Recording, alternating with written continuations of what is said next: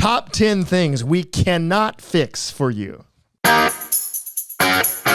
You're listening to Home Sellers Advantage. I'm your host, Aaron Zapata. And I'm your other host, Todd Anderson. We are the Bald Brothers team at Impact Realty Group with Real Broker, and we are here to give you the Home Sellers Advantage. You can find us online at www.baldbrothers.tv. Again, that's baldbrothers.tv. Or you can call us at 833-305-BALD. That's 833-305-2253. Now, we can fix a lot of things, but we cannot fix everything when it comes to selling your home. Now, these apply to both buyers and sellers. Yep. So listen along, because these are mistakes that we have seen over the last 20 years. That's right. And we're going to start off with number 10. Number 10, the 10th top thing that we cannot fix for you. That time you quit your job in the middle of escrow. Why in the world would you do that? No, I had a client that did that. Yeah. They thought nobody's going to know, and so I'm going to give my notice because I hate working there. Mm-hmm. And at the end of escrow, they do a final VOE, a verification of employment, VOE. And they called and they said, nope, he don't work here.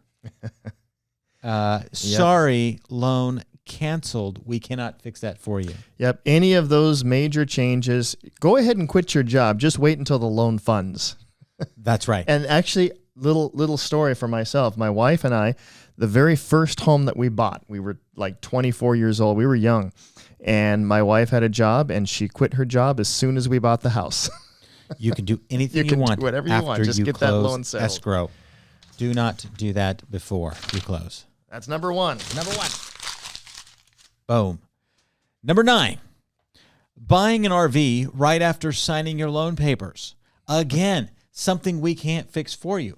Okay, so after you sign your loan papers, it does not mean the deal's done. Mm-hmm. You don't go out and make any major purchases. Yeah. Because oftentimes they will do another final credit pull to make sure that there's no new loans. Mm-hmm. Why would they do that, Aaron? Well, they would do that because they want to make sure you're not borrowing your down payment. Mm-hmm. And you didn't sneak around and get another loan. But if you go and buy an RV for $300,000, that's going to be a huge payment. That's going to destroy your loan ratios. It's going to change your debt to income ratio. It'll change everything. So I hope you like the house, because you're not living in it. You're going to live in the RV. You're going to be living in the RV. That's right. Number 9. That was number 9. Number 8. Co-signing for your cousin Eddie's jet ski. Oh, yeah. The co-signing. When you co-sign, but Eddie's making the payments. But Eddie's making the payments. Doesn't he likes matter. to go on the water. Doesn't matter, because as far as they're concerned, you're also on the hook because your name is on that credit profile. But Todd, you're telling me that if I co-sign for a car or a jet ski or open a credit card with somebody, that I'm going to be liable for that payment if they stop? You are. Really? If they stop, that's the whole reason you co-sign, because you're using your good credit, and sometimes you're using your good credit to bolster up somebody who doesn't have good credit, but who doesn't have a good helping purchase them history. out. That's right. And you know what? You get points for being a good person. But you don't get points if you're trying to buy a house. Not if you're trying to buy a house. Yeah. They don't care if you're a good person. They just want to know, can you make the payments? I know. Dave Ramsey says, do not co-sign for cousin Eddie. That is a bad choice for your personal credit score. Yep. Because if they miss that payment, they come knocking on your door. Yep. And they can come possess your property if it's a big enough cosign. Yep. Crazy. So that's number 8. Get rid of it. Get rid of it. We can't fix it. All right. Number 7. Number 7. You know those back taxes that you conveniently forgot about from 1997? I thought that they were dormant. I thought they couldn't collect on those anymore. They were back in 19. Well, maybe 97. 97. They might be gone. But if they're more recent, I thought Y2K wiped everything out. It did. Everything reset in Y2K. That's why we bought all that extra food and water and toilet paper. So back in, let's see, a couple of years ago, we had a client, and they did have a tax lien. Was it property taxes? No, it wasn't property tax. It was a different type of tax. It was just tax lien, yeah, right? Yeah. And when you go through escrow, you run what's called a statement of information. And that usually gets filled out middle of escrow. And then towards the end of escrow, they use your social security number to run a blanket information search for any debts associated with you. And if you have taxes that you forgot to pay about, then guess what? Those come to the forefront, and it could blow the deal. Yep. It's number 7. That's number 7. Number 7. That was number 7. Off with number 7. Now we're to number 6. Number 6. Number 6, kind of similar. Moving on. Number 6. Not the same. Not the same. Number 6, reason why we things we cannot fix. Things we cannot fix. I cannot fix how you talk today, you cannot fix my speech. Property taxes that you also didn't pay. Property taxes. There's 2 things that are certain in life: death and taxes. Death and taxes. Taxes will catch up to you. Yep. And you may still be able to sell your house, but you may not be able to buy the replacement home. Right. Because when you sell the house, that property tax bill is due. That's right. Uncle Sam, the government will get theirs first. And they will likely get the penalties and late payments and all the other things that are associated with late taxes. That's right. Now, in California, if you go 5 years without paying your property taxes, the county in which your home is located can start a property tax foreclosure proceedings and actually foreclose on you. Yeah. So typically we're not talking about that. What we are talking about is, let's say you get an inherited property.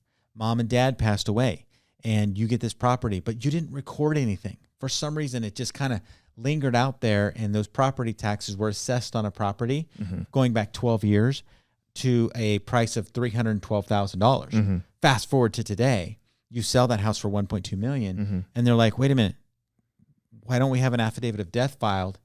And then they go back and they look at it, and then they recalculate all the taxes from the value of from really when they point passed of the death to now, and boom, you get hit with a huge property tax bill. Yep. And that's something we can't fix, but you should We definitely cannot talk to an fix. attorney. Yep. That's Look an into attorney it. one. Look into it. Yep. Yeah. That's mine to throw away. Yes. That is yours to Okay. throw away, I think. Yes. Here we go. Or is it? No, that was mine That to was throw yours. All right. Next one is yours. Number 5 for you. Number 5. Liens, judgments, and all those other little surprises that we find on your credit report. So yeah, this kind of goes in that same idea that we can't fix your credit history. You might have had a credit card that you didn't pay, and you thought, oh, well, they stopped contacting me. They're not calling me anymore. Yeah. How long has it been? Like 4 years? They lurk in the They shadows. just wait. You just kind of like Aaron looks today wearing his sunglasses. You know? He's too cool for this podcast. Yeah. Sitting there with his sunglasses, just lurking in the shadows, waiting for something to happen, and then they jump out. The sale of the home triggers it. Maybe you lost There's a a lien. lawsuit. You lost a lawsuit to your neighbor from 8 years ago, and they can't collect, and you thought, you can't collect because I have no money. Well, now you sell your house, and you've got equity. You have the money. And it's not like they have to be watching your house. There's a lien on it. So a title company, that'll all come up, and they'll get their share. They'll get their pay when it's time to sell it. Sometimes it feels like they're always watching me. They are. I was wondering where you're going with that. They're watching you if they're going to sell your property. So that was mine. Liens, judgments, and other little surprises. You can throw that one away. Okay, thank you. All right. Thank you. Let's see if I can hit the camera. Nope. Number 4. That's why I don't play basketball. The 4th thing that we cannot fix for you. Family cage matches. Siblings, parents, or co-owners fighting over the property. And we've had this before where there is a property that is owned, and maybe this kind of goes back to the co-signing situation before, where maybe there was a parent or a family member who signed on the loan in order to get the mortgage, and then they just kind of disappeared. And then when it's time to sell the home, all of a sudden they want their share. Fair share. And maybe you are in that category where the way the vesting is on the home is such that when you sell the property, that other person has legal right to share in the proceeds that come from the sale of that transaction. So we've had that in the past where because of that, all of a sudden it changed the nature of the transaction. Yeah. It caused problems within the family, but it also changed the nature of the fact that they could no longer purchase the replacement home because 50% of what they thought they had was going to these other people. Well, and let's give an example. Okay, you have a young married couple, and mom and dad are giving them the down payment, right? And so maybe that young couple didn't produce any money, and so they wouldn't have the house.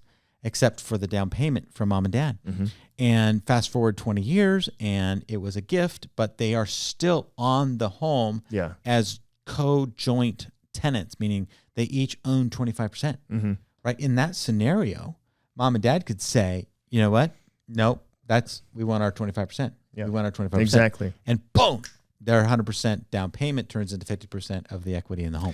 And that is a problem that we cannot fix. We can't fix that for but you. we can encourage you before you get to the point of selling your home to work that out ahead of time. Yes. You can do a quit claim deed. You can change the vesting of the property so when it comes time to sell, you're not going to be dealing with that mess. And we have begun to ask that question of family members when they're selling, if they received any gift monies when they were purchasing the home. Mm-hmm. And if they got gift monies, we say you have to have that conversation now before we proceed. Yeah. Because we've seen it too many times to not ask that question. That's right. And we have had one seller that said, you know what? I thought it was a gift. I'm glad you had me ask. Apparently it's not a gift. Mm-hmm. Yep. You know, we can't fix that cage match. It's amazing how things change. Amazing. We remember what is convenient to us. All right. Well, that was number 4. That was yours. See if you can hit it. Hit the camera. Can you hit it? Oh, dude, that was worse than mine. No, that was worse. The wind picked it up. Oh, the wind. You can tell from the blowing hair that we have in here that it's windy. Okay, number 3. Okay. We cannot fix your neighbor's yard that looks like the before photo on HGTV. Okay? That's right. The house that's next door that's painted green, that has overgrown bushes and everything is terrible. Yep. If you're next door to that, we can't fix that. Yep. If you're next door to a big building, we can't fix that. If you're next door to an empty lot that looks terrible and it's full of trash, we can't fix that. Yeah. Yep. So we cannot fix what your neighbor's yard looks like. Yep. Unless your neighbor decides to sell the house and they hire the Bald Brothers team to sell their house, we can help work on that then. We had one seller that literally went over to the next door neighbor's house and mowed their lawn. Did it for them. Took care of it to make it look better than it did before we got there. Yeah. I mean, you do what you need to do, but that's not our job to fix. Yep. So we can't do that. That's right. That's number 3. I'm going to throw it right. Oh, you got closer than I did. I did. All right, number 2. Number 2. The location of your home. Sorry, we can't just move it closer to the beach. That would be nice. It would be wonderful. But the freeway's right there. We can't move it to the beach. You got freeway access. It's going right over your house. That's right. Throw that repelling, fixture up there. So, no, we sold a house over off the 91 freeway. It was like 91 in Euclid. Yeah. And the back wall was at the on-ramp, and it was, thankfully, it was a really big lot. And so the house was towards the front. You literally could have put in probably a whole nother home, twice the size of it in the back. And the sound wall was literally 20 some feet tall. Not a bad deal. Yeah. You couldn't really hear the traffic, but nonetheless at nighttime, you probably can hear it. Yep. So, the location is everything, And, it is. And sometimes you may have a home that maybe had a view and then all of a sudden a structure goes up and is built in front of that view and you no longer have that view. Oh boy. That happens. Oh boy. We can't fix that for you. We cannot fix that for you. That is not something that it is our job to All right, that was number 2. Number 2. And the number 1 thing So close. we cannot fix for you is the spooky history of your home. Like that little note that says, yes, somebody died here. Okay. We have to disclose within 3 years if someone died on the property. Automatically, whether they ask for it or not. It has to be disclosed. It has to be disclosed, yes. And then if asked and we have actual knowledge of death on the property, it doesn't matter how long ago. If we know about it, we have to say yes. So let's say it happened 10 years ago. We don't have to say that. We don't have to volunteer it, but if we are asked, just what Aaron just said, just clarifying what he said, if we are asked, we have to disclose that there was a death 10 years ago. And we do not, we're not required to disclose how the death or why the death. That is not something the details are not necessary. Right. That is not public information. We were driving up to a home one time. I was showing a property, and I remember it. It was, I believe, in Diamond Bar. And I didn't see this note in the MLS before I got there. So we're sitting in the driveway. and I'm just going through and trying to get the code to the door.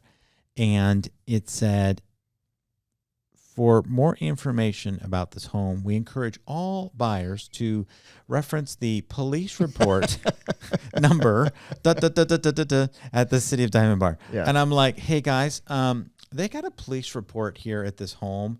Not sure what happened here, but what do you think? And they're like, nope, we're out. Like, we're out. We're out.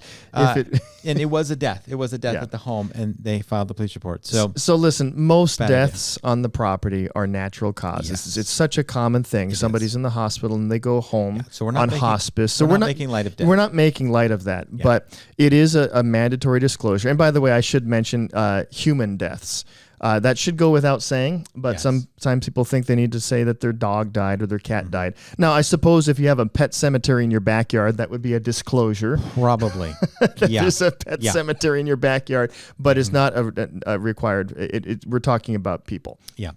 And anything else that happened at your home. Like, we can't change what happened in the past. We cannot change the history of your home. And so we have to be forthright, honest, full of integrity in our disclosures. You as a seller also need to do that, because you don't want to look back over your shoulder and think to yourself, well, if I had told them, I wonder if they would have bought the house. The rule of thumb is, when in doubt, disclose. Yeah, that's right. And I had a friend who bought a foreclosure property, and he was talking to the neighbor, and the neighbor said, so is the carpet in the upstairs closet?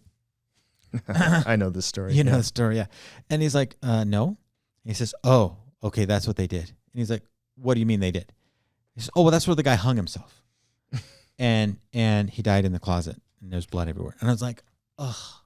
But it was a bank repo.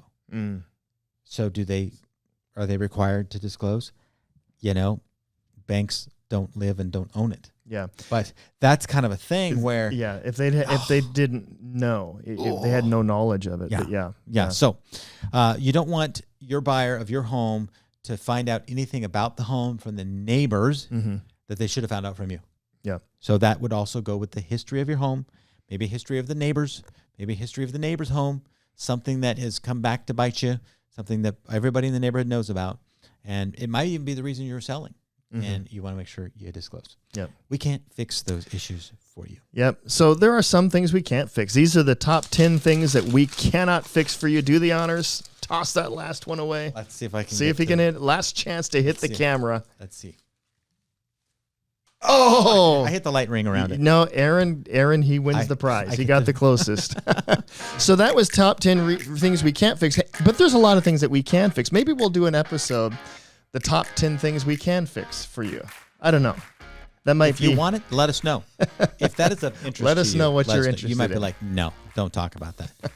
And we are curious for those kind of comments too. So, hey, subscribe, go to our website, baldbrothers.tv or baldbrothersteam.com, and you can find all of our episodes there.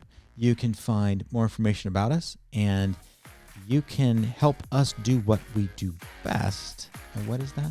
By like, share, subscribe. What do we do best? Oh, we sell homes. We sell homes.